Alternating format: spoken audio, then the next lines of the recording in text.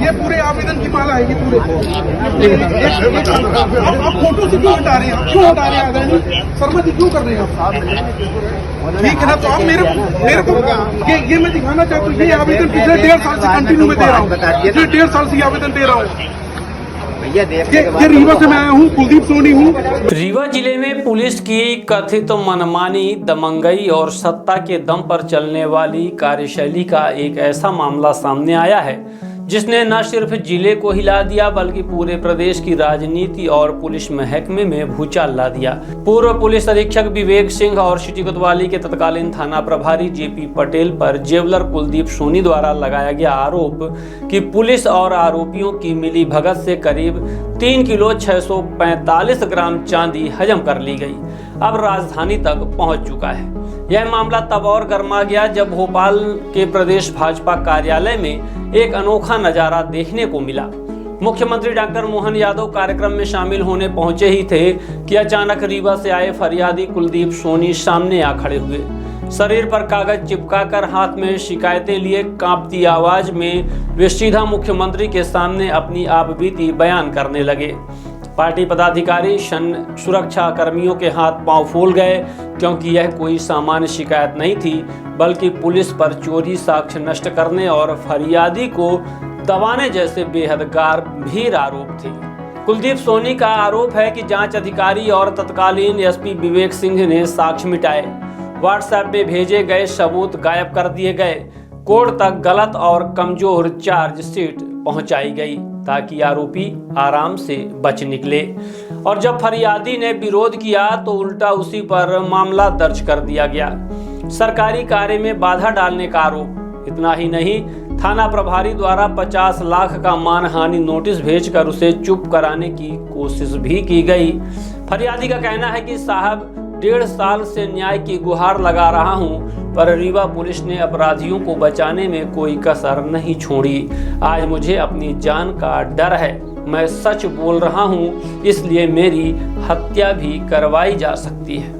यहाँ सबसे बड़ा सवाल पुलिस तंत्र पर खड़ा होता है, क्या पुलिस जनता की सुरक्षा के लिए है या जनता को ही अपराधी बनाकर अपने पद की ताकत दिखाने के लिए?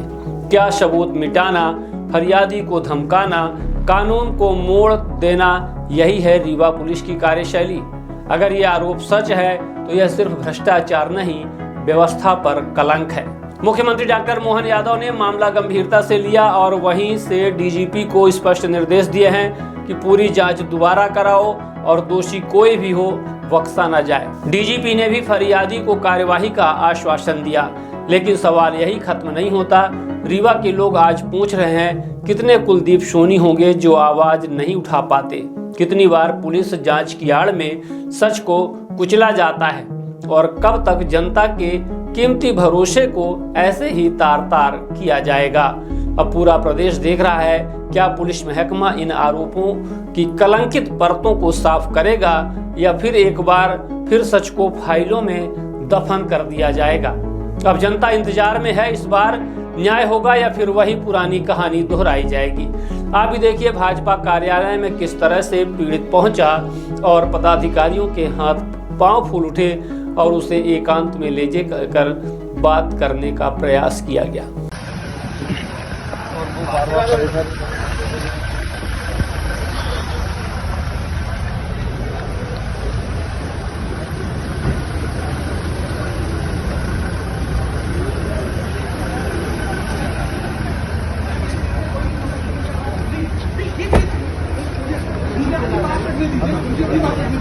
मुझे अपनी बात करने दीजिए। जी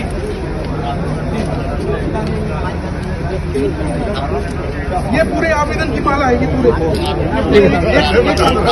फोटो से क्यों हटा रहे हैं? क्यों हटा रहे हैं आदरणीय शर्मा जी, क्यों कर रहे हैं आप? ठीक है ना, तो आप मेरे को ये मैं दिखाना चाहता हूँ। ये आवेदन पिछले 1.5 साल से कंटिन्यू में दे रहा हूँ, पिछले 1.5 साल से आवेदन दे रहा हूँ। ये रीवा से मैं आया हूँ, कुलदीप सोनी हूँ। मैंने अपने एसपी, आईजी, डीआईजी, डीजीपी सबको भेजा हुआ है, सबको भेजा हुआ है। आशीष भैया मैं बहुत परेशान हूँ, पिछले 1.5 साल से बहुत परेशान हूँ मैं। भैया ने बोल दिया ना कि बात है ना। जी बोल दिया उन्होंने हाथ हिला के बोल दिया कि इससे कुछ हो सकता है। मैं 1.5 साल से परेशान हूँ भैया, मैं पागल हूँ, मेरे को धमकियाँ मिल रही हैं। चलो बात करते हैं, आओ मेरे कार्यालय में, चलो मेरे कार्यालय में।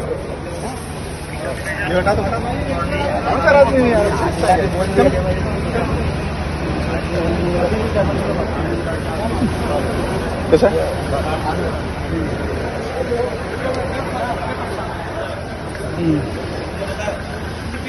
यहाँ पे आके पी चुका हूँ मैं। पैसा देने के बाद मेरी जिंदगी ये है भैया। अरे बड़ा पत्रकार भाई, हाँ हाँ हाँ, अरे बड़ा पत्रकार है अभी।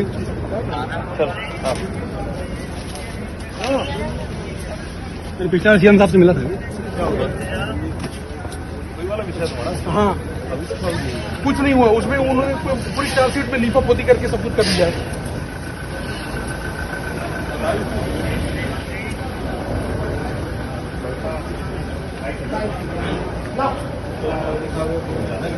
भैया बाइक दे दीजिए। ठीक है तो बाइक दो ना आपको। अरे ले भाई वाला पेन, अरे पहले बाइक दे ना पहले अंदर आओ। असील भैया मैं तारीफ बात कर रहे हैं, बात करिए। असील भैया अगर आपकी यहाँ सुनवाई नहीं होगी तो कहाँ जाऊँगा? आप बात करो तो सुनवाई होगी, बात करनी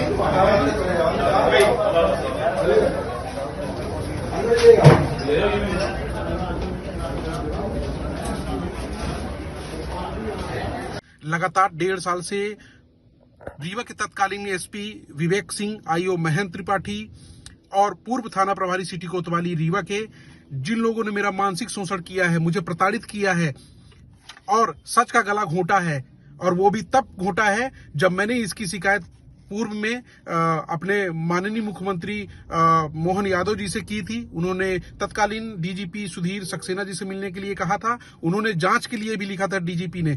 तब सोचिए कि इन पुलिस के अधिकारियों ने उनका दुस्साहस देखिए कि जांच का जो मामला संज्ञान मुख्यमंत्री के पास हो, जिसका संज्ञान डीजीपी के पास हो, उसमें ऐसी लीपापोती की कि साक्ष्य छिपाए, साक्ष्य मिटाए, कमजोर चार्जशीट पेश किया, वो तमाम चीजें की जिससे एक आरोपी को लाभ पहुंचाया जा सके। इसके सारे साक्ष्य नस्ती करके, संलग्न करके आज मैं प्रदेश बीजेपी कार्यालय में अपने माननीय मुख्यमंत्री जी को पूरी यातना और पूरी पीड़ा अपनी व्यक्त की है। उनको पूरा आवेदन प्रमाण के साथ सौंपा है। उन्होंने ये मार्क करके मुझे जो डीजीपी साहब हैं कैलाश मकवाना जी, उनसे मिलने के लिए बोला था। मैं उनसे मिल के आया हूं और सारी पीड़ा और सारे साक्ष्य सौंप के आया हूं कि किस तरीके से पुलिस अधिकारियों ने झूठा प्रतिवेदन कोर्ट में पेश किया, कोर्ट को गुमराह किया और आरोपी को लाभ पहुंचाया। ये तमाम साक्ष्य हमने उसके साथ संलग्न करके दिए हैं और माननीय डीजीपी महोदय ने आश्वासन दिया है कि न्याय करेंगे वो और दोषी पुलिस अधिकारियों पर कार्रवाई करेंगे। अब मेरी आस्था और मेरी उम्मीद मेरे प्रदेश के मुख्यमंत्री मोहन यादव जी से और डीजीपी महोदय से है कि वो दोषी पुलिस अधिकारियों पर ऐसी कार्रवाई करेंगे कि आम जनता का विश्वास पुलिस पर कायम रहे, भरोसा कायम रहे और दोषी पुलिस अधिकारियों पर कार्रवाई हो ताकि अगला कोई इस तरह से लीपापोती करने से 100 बार सोचे। जो भी होगा, लेकिन मैं इतना जानता हूं, मेरा भरोसा है कि सत्यमेव जयते।